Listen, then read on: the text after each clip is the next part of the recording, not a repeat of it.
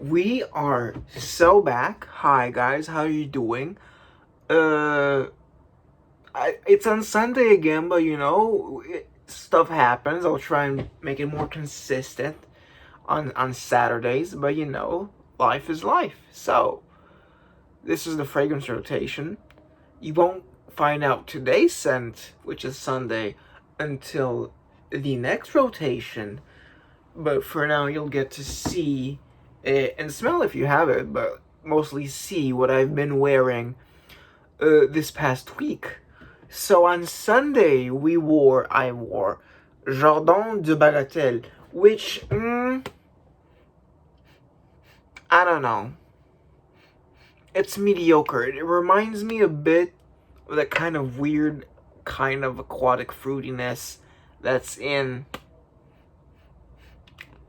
Champs-Élysées, which you know how much I love that one, just with this layer of aldehydes. I equate it to something like if Champs-Élysées was made in the 70s. That's the kind of you know vibe. Incredible word, vibe. It describes so much. Yeah, that I get from Jardin de Bagatelle. Other than that, it's just honestly unremarkable to me. It's good. Like it's not, it's not bad. I just don't think it has anything special about it. Just mid. That's all I'm willing to say about it. And from then on, not from then on, the day after, I wore a staple in fragrance rotation videos purely because I care about my health. At least I try to care about my health. Sometimes good food is good food and I scarf it down. But, I try and compensate for it. It is, of course, Nice Bergamot, which there was a T there if you haven't heard. It's Bergamot, okay? There's a T there. I'm not saying Bergamot, it's Bergamot. You just can't hear the T. So Nice Bergamot. It's a Nice Bergamot. See, that's so funny, bro. You should do that joke again. It's citrus. It's soft white florals, not too creamy though. It's just a soap scent. You've heard me talk about this. Essential Parfums are just doing great with their price proposition. Yeah, there's really nothing more to say other than this is the definition of a good brand. This Essential Parfums. Moving on to a great brand, a good brand, we got Les Indémodables, Ambre Suprême. Now, what this is Tuesday's wear. It's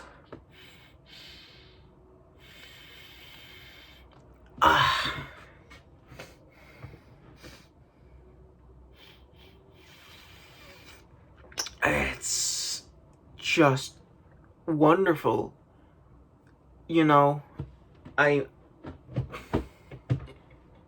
It is. I think it's perfectly suitable to be a summer fragrance. As a fan of aquatics, this isn't overly aquatic. Like it's kind of reminds me of aquatics because of that kind of wet rock feel that Ambergris has. But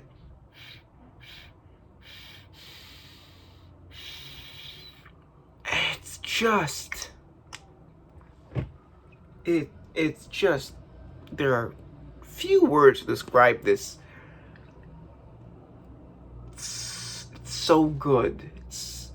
It's a soft coldness. It's like kind of Scandinavian twilight. It's this very dark nightly blue. The sun is gone. There's no like sunset. It's just that kind of bright. Well, not exactly bright. It's this kind of faint blue-gray light that's kind of waiting to fade into night. That's a kind of coolness And Ambre Supreme has this kind of soft coolness, which I truly enjoy. Moving on to Wednesday's wear, it was a bit of a, drawing, from the Decan Bag of Doom. And I just ended up pulling out Aubusson Homme, a bussin, if you're Texan. It's nothing special. It's got this kind of shower jelly, maybe a little deodorant-like smell.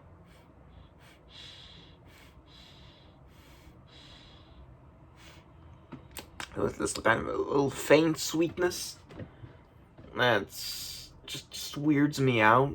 I mean, if you enjoy this, more power to you. I just not for me, man. It's just it's weird, and not in a good way. It just reminds me of like douchebag deodorant kind of thing, And we got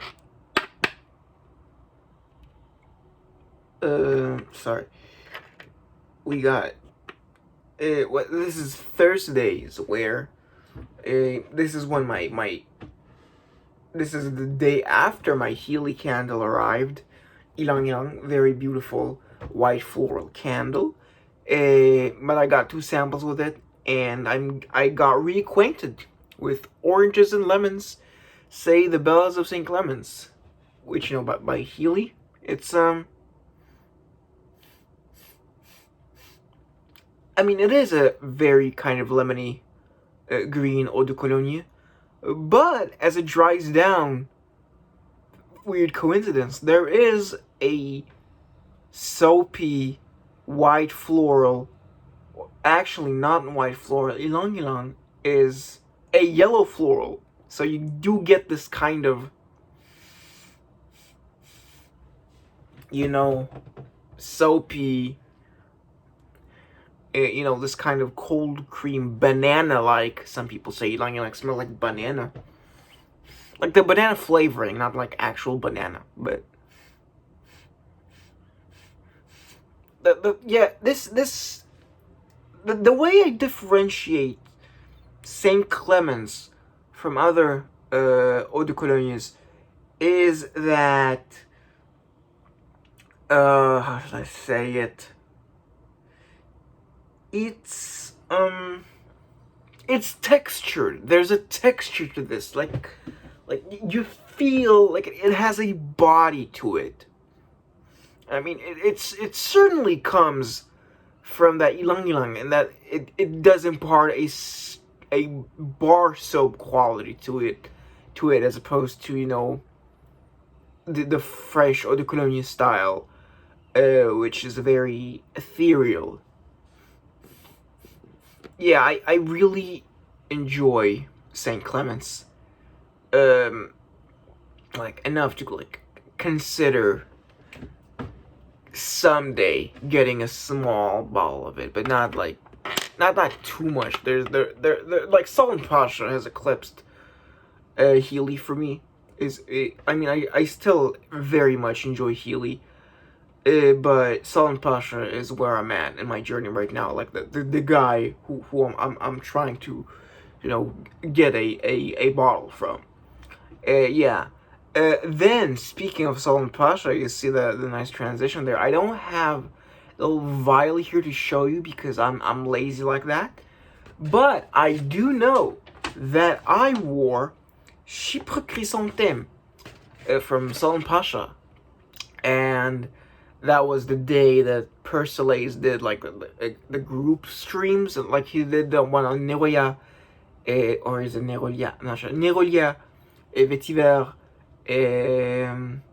Spring Flower by Creed, lovely brand as always, and was it Patchouli Magnetic and Oud Maracuja or Maracuya, either way, from Maison Crivelli.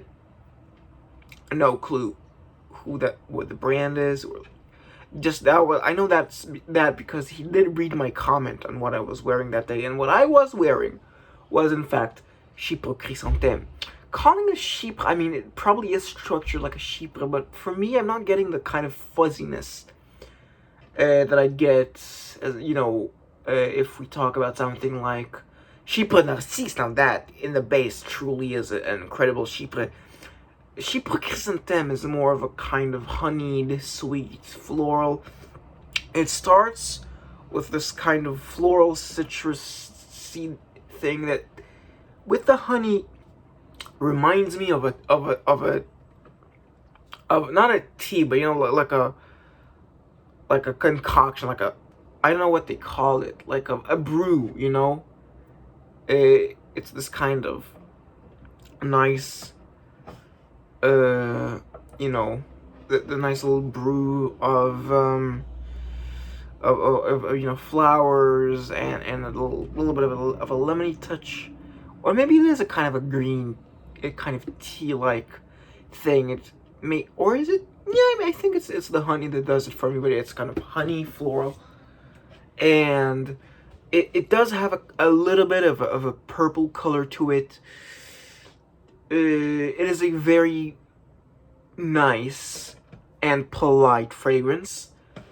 I prefer Chypre Narcisse to Chypre Chrysanthème, but sometimes when I smell Chypre Chrysanthème, I'm just smiling. It's a very calm smile, like a very smile. It's not the smile that makes you go yippee. It's a smile that makes you go It's a very small, calm joy. And it's the kind of feeling that Chypre Chrysanthème imparts upon me. And then from there, we're going to a flower that isn't pleasant and honey-like as a chrysanthemum. We're talking about rose, and it's not Portrait of a Lady because I don't have it. It's La Douleur Exquise from my good friend Hugen's brand, Les Abstraits. In collaboration with Antoine Dieu.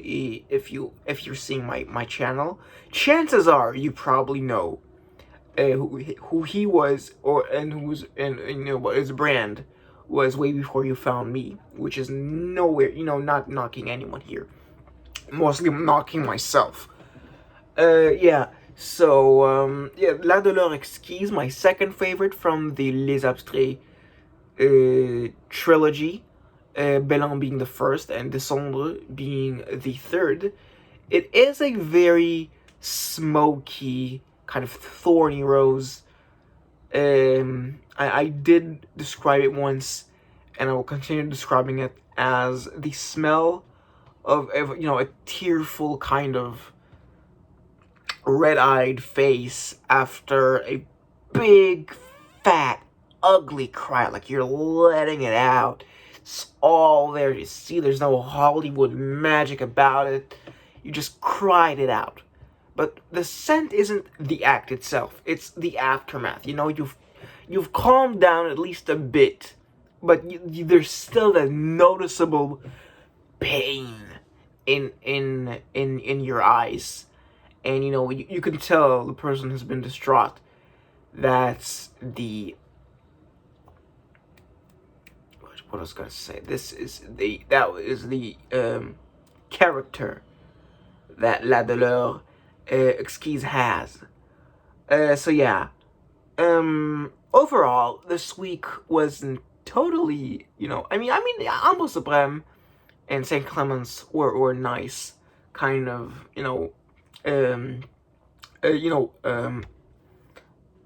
fragrance mates for me. Also Chypre Chrysanthème, because Solange Pasha is the GOAT. But yeah, overall, it was a pleasant week, though not terribly eventful. That does it for the fragrance rotation. I'm honestly a little tired, so I don't think I'm gonna timestamp the video now. I'm just gonna hit end and upload it. I'm sorry, I know it's a little lazy, but I can afford to be a little lazy sometimes. So thank you and bye.